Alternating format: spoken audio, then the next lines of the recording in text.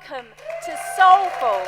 All of you, you're so welcome. Wherever you're listening from, you're so welcome to this message today. And we're talking about soulful, we're talking about filling our souls with the good things of God. Straight from heaven above, let's fill up our souls. And a few years ago, I think it was Boxing Day, G and I were going for a walk, trying to work off that Christmas dinner. And I just said, God, there's not a soul in sight. I was just surprised there was nobody else around.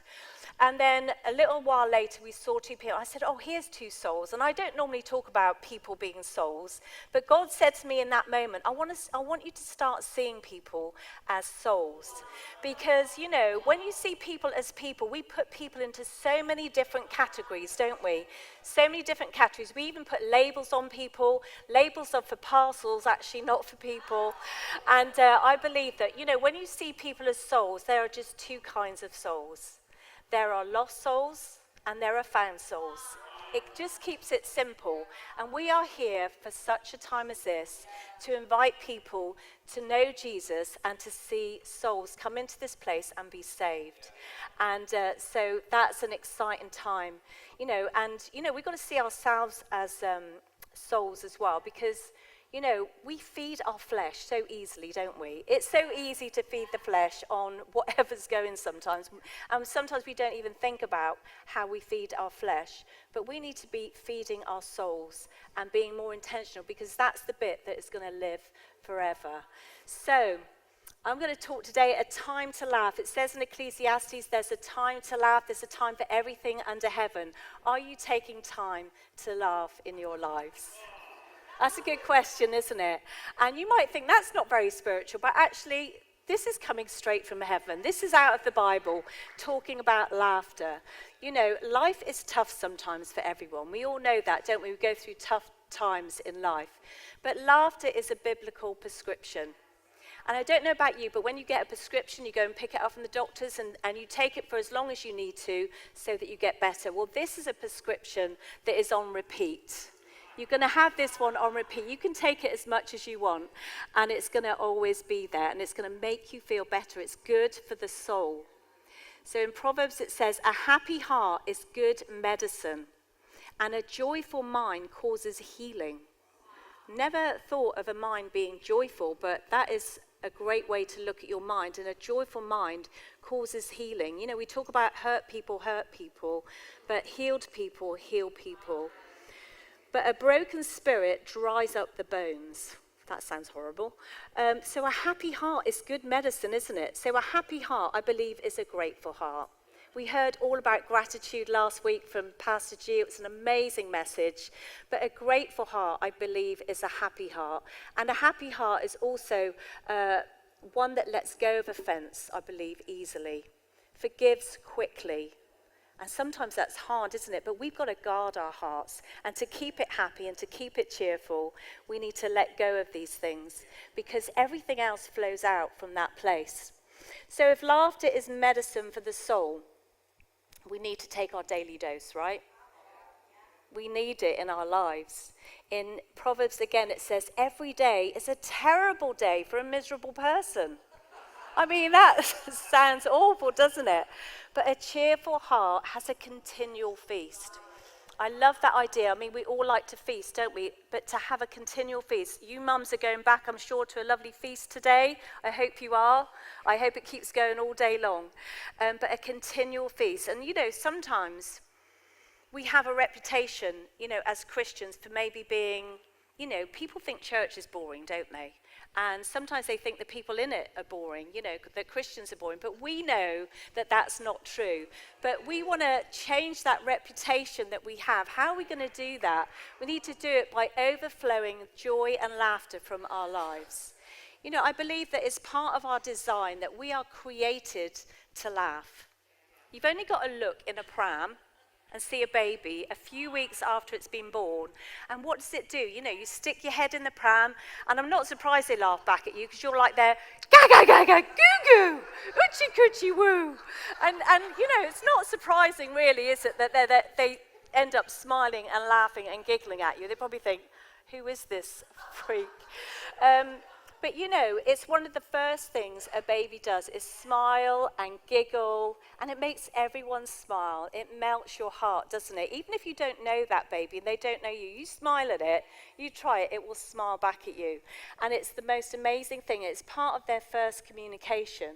But it goes on, you know, when they're about 4 years old, a child of 4 will laugh, believe it or not, 300 times a day. Without being taught to, or without being told to, they will naturally laugh up to 300 times a day. Then when we get to adults, it goes down to about 17 times.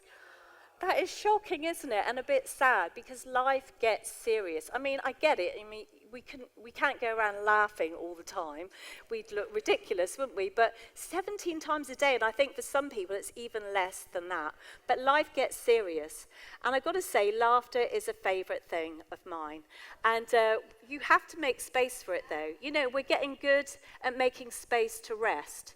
But what about making space that, you know, that rest needs to be part of fun and laughter as well. And I think it's a really important thing. You know, whether that's in relationships or whether it's alone. I mean, I have a great time on my own. I mean, I'm quite happy. I can sit on the sofa, watch a reel or two. Gary will come and he's like, what are you laughing at? And I'm like, it doesn't take a lot. And, you know, I just make myself laugh. I have things on my phone that I enjoy, that bring me joy, and I just sit there and laugh at them. And Gary, you know, he comes in from a difficult day. I'm like, do you want to see something that's going to make you laugh? And he's like, yeah, sure. But we need to pursue it and be intentional about it, doesn't it? If it's a free prescription, you need as much of it as you can get. I mean, I'm at the grand old age now where I get free prescriptions. It's amazing. I love it. I'll be like, I'll have some of that, and some of that. No, I mean, you can't do that. But if you could, you would, wouldn't you? Make the most of it. So let's make the most of this free prescription. You know, comedy shows, think about that a minute. You know, they are big, big business because our world is craving joy. It's craving joy and laughter. People go and pay a lot of money to be made to laugh. You know, they'll go away, they'll travel a long way, they might stay in a hotel overnight, they make a big weekend of it just solely for the purpose of laughing. And they sit there with a shed load of strangers, and the person at the front is there to make them laugh. And they, you know, it's big business. So, you know, we have an appetite for it. It's not just good for the soul, it's good for us physically as well. What about comedians? You know, they spend their life, don't they, trying to make people laugh. And, you know, sadly, a lot of them suffer with depression themselves. And I think that's why they have such a passion to bring joy and laughter to other people. You know, Charlie Chaplin once said, "A day without laughter is a day wasted." And I tend to agree with that. You know, I remember my dad when I was growing up, you know, he would come in from work, he was a hard-working guy, he was old school, and he'd sit and have his dinner, 5 o'clock on the table, mug of tea, piece of bread and butter, and then he would go into the other room and watch TV. And that's what a lot of, like, guys did. And he would just, like, put on something funny, something comedy, usually Only Fools and Horses. That's what I grew up with. That says it all, really. But, you know, he knew that he needed his daily dose. So it's good for the soul. This is good for the soul to laugh and have joy. Don't underestimate the power of it. It really is powerful stuff. And here's a few facts for you. That the physical act of laughing, it stimulates production of hormones that elevates the mood. So straight away, if you're having a low time or a low day, if you watch something that makes you laugh, it's going to lift your mood straight away. And here's a few benefits as well. That it releases endorphins, like exercise does, beneficial to our health, and it improves our blood circulation. It's very healthy to laugh. And, you know, it's like having an exercise program without the sweat, really. I mean, it's pretty, you know, and there's less risk of injury. I mean, a number of years ago, I lost my mum, actually, and, you know, it was about 22 years ago, and I felt myself spiraling downwards and getting into a bad place. And Gary, you know, he's full of good ideas. He was like, why don't you start running? He said, it'll probably do you good, and it'll be, you know, it'll get those endorphins flowing. And so I was like, okay, you know, I'm obedient. So I thought, I'm going to start running. I'm going to start running. So I ran to the end of my street and I was like, it's like there's got to be easier ways than this. Oh my goodness, it was so hard for me. And so anyway, I kept going a bit further, and then about an hour and a half later, I came back, and Gary was like, "Well done." It's like, "You've been out there running for an hour and a half." I said, "Well, I thought I'd better be honest." I was like, "Well, the neighbour invited me in for a cup of tea and a piece of cake." So I was like, that is my kind of exercise. So if I can exercise by laughing, I am surely going to do that. It's great. But laughter is a gift to our lives. It keeps you young, I believe. You might get a few laughter lines, but it's better than having frown lines, isn't it? And the other thing I love about laughter, it's contagious. I mean, even if you see someone laughing their head off, you don't know what they're laughing at. It might even be inappropriate, but it makes you laugh. Because they are laughing, it makes you laugh, and then everybody's laughing. It's a great time. And I got to say, there's nothing better than a good belly laugh, where you don't even care what you look like anymore. You've heard of ugly crying, there's also ugly laughing. I do it with my friend here on the front row, Karen Cook. We have a good old belly laugh from time to time. But you know, sometimes you don't need to know what you're laughing at. But my sister in COVID, she was living on her own, so it was like pretty tough, it was difficult. I had my family around me, so I would catch up with her on a regular basis just to check in and make sure she was okay. And she said, "I really need a good laugh." And so we used to sit there on the screen and we just used to force ourselves to laugh. Have you ever tried that? It was like pretty ridiculous, but honestly, if you try it, it works, because then you end up laughing at the other person. And it's a really good time. And, you know, you can, and then we were laughing at each other. It was like real therapy, especially for her. And, but honestly, try it with your spouse, because it's great fun. Or a friend. But I always say, marry someone who makes you laugh. And I got to say, this man, he does make me laugh. And, you know, we did a relationship series recently. And I know that G loves the fact that I make him laugh. I think sometimes he's laughing more at me than with me, but that's okay, you know, I don't mind, but because I love seeing him laugh. So here's a little video from our house to yours.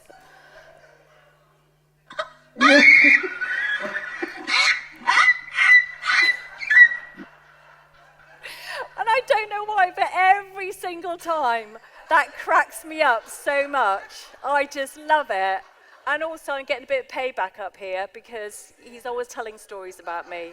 So, but here's a few more facts. That's the sort of thing that goes on in our house. You know, Jordan and his filters. And so, anyway, a few more facts. It brings pleasure. Laughter brings pleasure. It's stimulating. It's liberating. So it brings you freedom. Love a bit of freedom, don't we? It's also sensual. I don't know if you're supposed to say that in church, but that's just for the marries, okay? It's sensual, it brings bonding, and it's part of our communication. So like I said, it's contagious, isn't it, laughter? And I'm going to tell you one of my travel stories because they're always crazy. So me and G were on this flight. It was just a short flight. He was right at the front of the plane. I was like halfway back. Usual story. And but anyway, we took off, and then at least we were on the same flight. That's unusual. It really is, believe me. So then after we took off, he came back and said to me, he said, "Actually, there's some extra leg room, and I've got a seat right by me." So I was like, I'm all about the leg room. My legs aren't that long, but give me extra leg room on a flight. I love it. So I was there stretching out my legs, and we were sat together, and then he said, "Right, you better go back to your seat now, because my case is..." But we were in the exit row, so I put my handbag in the little cabin thing, and then I went back to sit for landing, because my case was back there. I was getting off at that end of the plane. Gary was getting off at that end of the plane. And so then I thought, oh no, after it had landed, and you know what it's like when you stood there, it's all a bit awkward, and everybody's like, you know, waiting to get off the plane. And I thought, oh no, I left my handbag over by Gary. Oh, what am I going to do? So I thought, I'm just going to have to get a message to him. And I thought, I can't push through everybody. So I was like, "G!" And then everyone looked at me straight away. They were like, why is that woman shouting the letter G? And everybody looked except Gary, because I think... And so then I just thought, I'll just have to be a bit louder. So I was like, G! And then he still wasn't looking, and it was getting a little bit embarrassing now. And I could see him though, and he looked a little bit red, a little bit agitated. His head was down like this. And yet everybody else is looking. So I just thought, well, I'm just going to have to go for it. I was like, Gary! Like this. And then this guy joins in and goes, Gary, I love you, will you marry me? And I was like, oh my goodness, what? Then the whole plane is laughing, or half the plane is laughing, and it's getting ridiculous. So I finally get his attention. He's looking a little bit mad right now, and glaring at me, and thinking I'm unbelievable, which is true. And so then I think, I have to get my message to him. I haven't even done that bit yet. So I'm like, okay. Instead of saying, can you remember my handbag, I say, don't forget my elephant bag. And then everyone's joining in then. It's like Chinese whispers going up the plane. Don't forget her elephant bag, don't forget her elephant bag. And so then he's like, he never forgot it in the first place. So anyway, it comes back to me, okay. And then and then I'm thinking, oh my goodness, people are going to think I've got a bag made of elephant skin. I was overthinking everything by that time. And then I was like looking around at people that were staring at me, because I thought, I'm going to get beaten up when I get off the plane. And I was like, it's okay. It's not made of elephant skin. It's okay, everybody. It's just got an elephant on the picture on the front of the side of the bag. So anyway, get off the plane. I see him in, where you do the passport thing. And he's like, you are unbelievable. He said, I cannot believe you had the whole half the plane laughing. And I said, I didn't mean to. It wasn't really my fault. And so it was just quite a funny moment. And then we get out into the car park, and people are waving in the car park and saying, bye, Gary, we love you. It was a wonderful time. So let's have a look at God's character. In Psalms it says, but the one who rules in heaven laughs. The Lord scoffs at them, it says. And he's basically laughing at the wicked, because he knows what's coming. Jesus is coming. And I love that just the idea of God in heaven laughing. I just think that's so lovely, because sometimes we think God is angry with us or mad at us, but no, he's there laughing. And I think he laughs at us, and it gives us full permission to laugh in the face of adversity. In Numbers it says, God bless you and keep you. God smile on you and gift you. Be gracious to you. I love the fact that God smiles on us. He's smiling at us from heaven. I think that's a beautiful picture. In James it says he delights in us. He delights in you. He's not just with you, and he's not just for you, but he delights in you because he loves you. What about the Holy Spirit, our helper? The fruit of the Holy Spirit is joy. It's a fruit. So that says to me, if it's a fruit, it's something that should be seen. It should be something that's evident in our lives, that should overflow from our lives. It's supernatural, actually, because it's from the Holy Spirit. So I love that so much. So let's be growing that fruit. If you don't feel like you laugh enough, let's grow that fruit a bit more and laugh more. Jesus, the ultimate joy giver. I just love the fact that Jesus is so much fun. And I don't know if everybody thinks of Jesus like that, but if you think kids were always wanting to be around him, children only want to be around someone that is fun and, laughing. So Jesus, I just think, the disciples were always kind of batting the kids off, saying, and he was like, no, let them come to me, because I think the children made him laugh. And I think he just loved that, but also he made them laugh. What about going on a picnic with Jesus?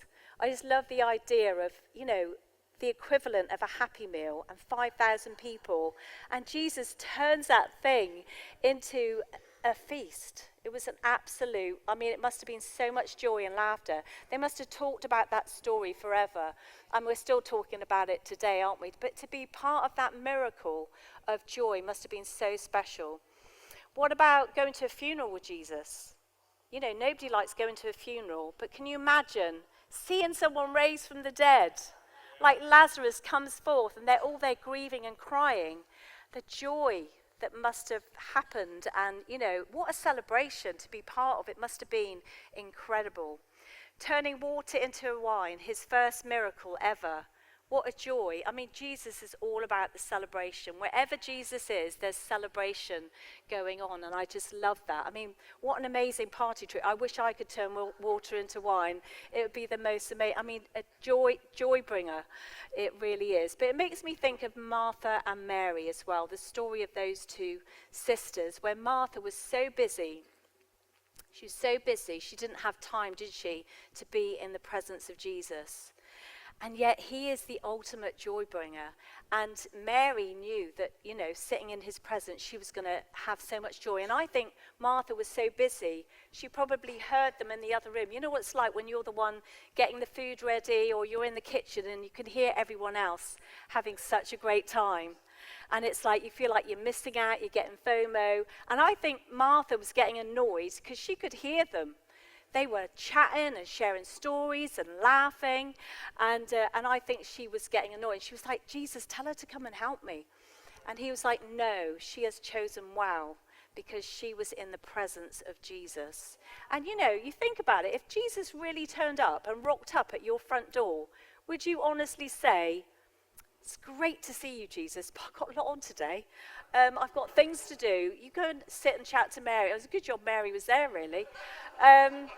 But honestly, it's like, I'm sure there was the equivalent of a Deliveroo back then, that, you could have called in to get some food in for Jesus.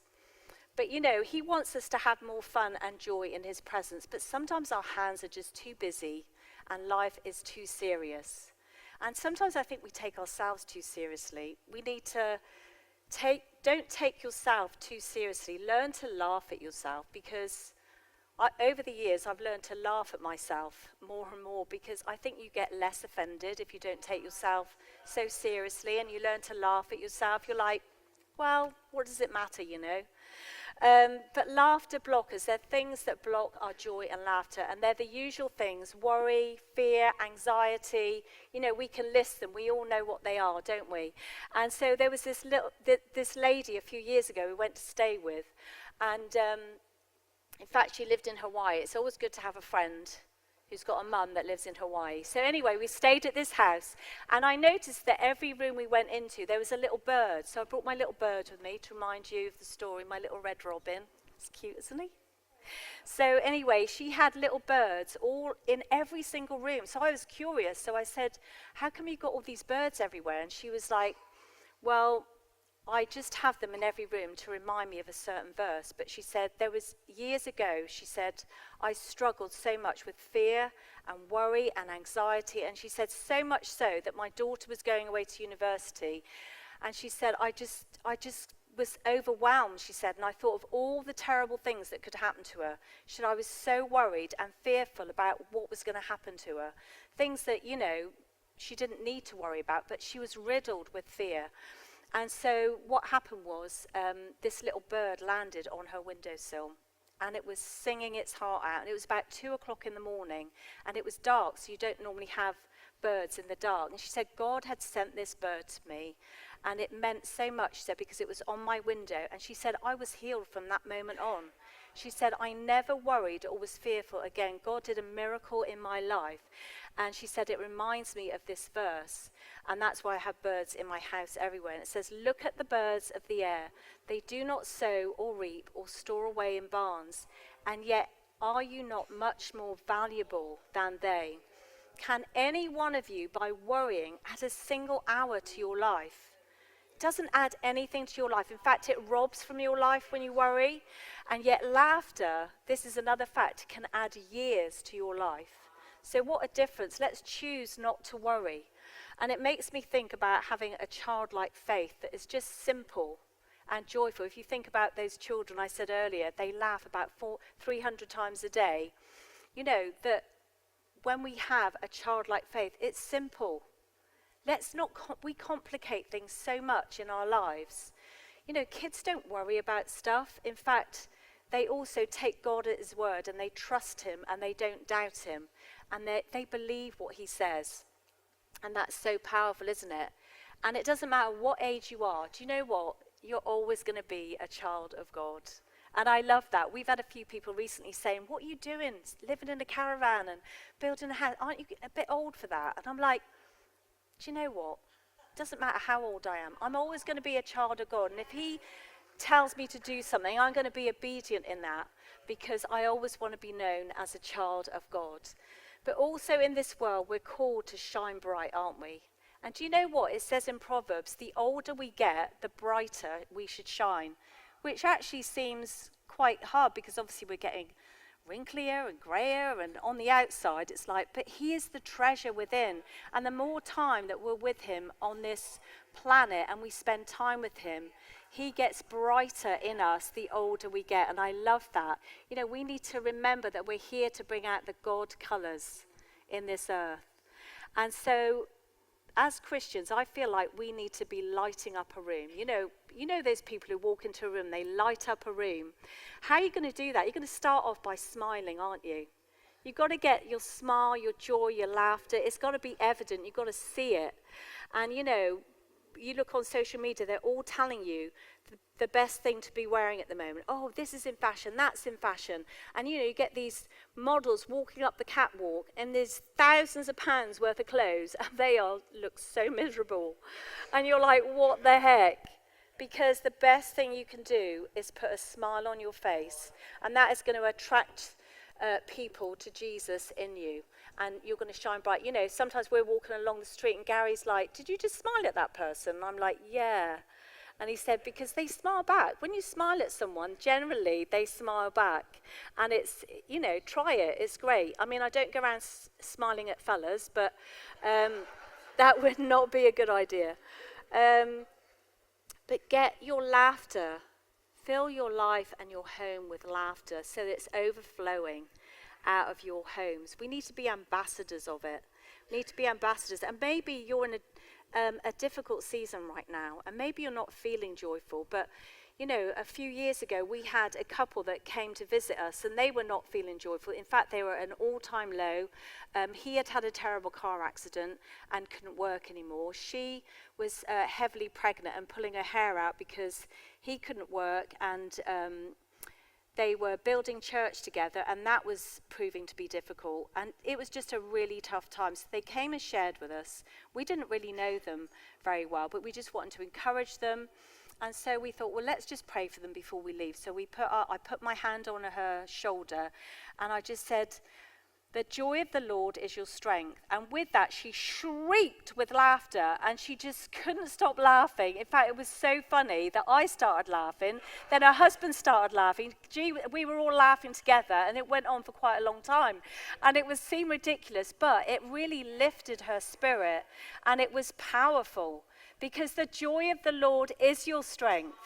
It is your strength. If you don't know that today, go out of this place knowing that the joy of the Lord is your strength. It's your strength, and it's powerful, and we need to remember that and use that. It says it in Nehemiah. So he's the one that turns our mourning into dancing, isn't he?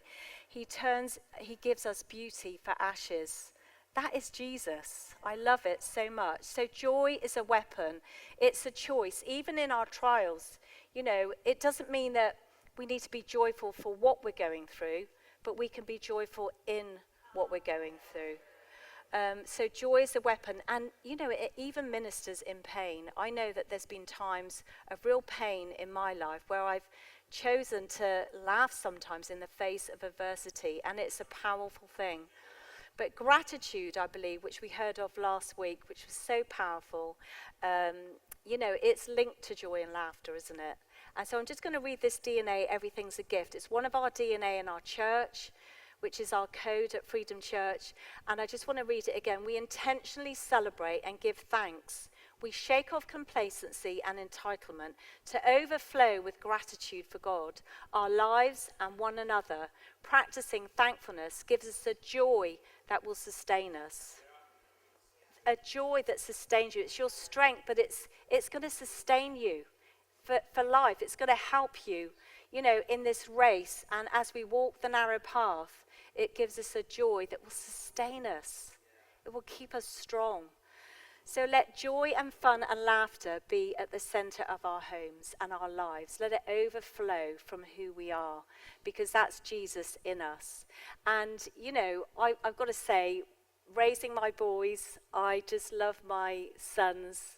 And, you know, we always try to have fun and laughter in our homes, in our home. And, you know, I just think they're ambassadors of it now. And, you know, you often hear my boys laughing before you even see them. And even if they're not laughing, they've got a brilliant sense of humor, and I just love that so much. So I've just got a little video that brings me a lot of joy, and I hope it brings joy to you as well. So just take a look. You might have seen it on social media, but have a little look at this. Ready, everyone? Ready? Okay, ready? Yeah. 3, 2, 1. Shut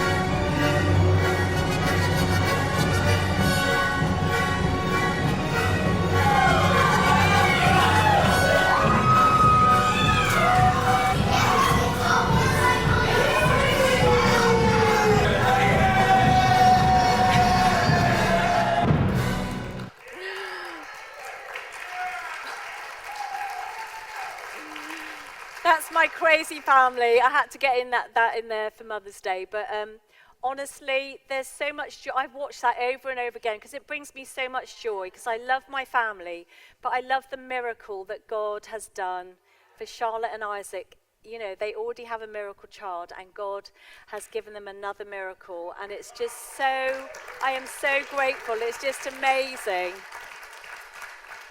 But, you know, when I look at that video, that's not the only miracle that I see. You know, we don't have a perfect family. There were times we had to fight for our family, and we had to choose joy over, you know, difficult situations. And God has done so many miracles. There's so many stories and miracles weaved in that video. And that's what I see every time I look at it. But, you know, I just want to thank God, because everything good in my life is because of him. Everything good in my life is because of Jesus. And, you know, if you're going through a tough season right now, I just want to encourage you, because Jesus went through a tough season for us, didn't he? He went to the cross for us.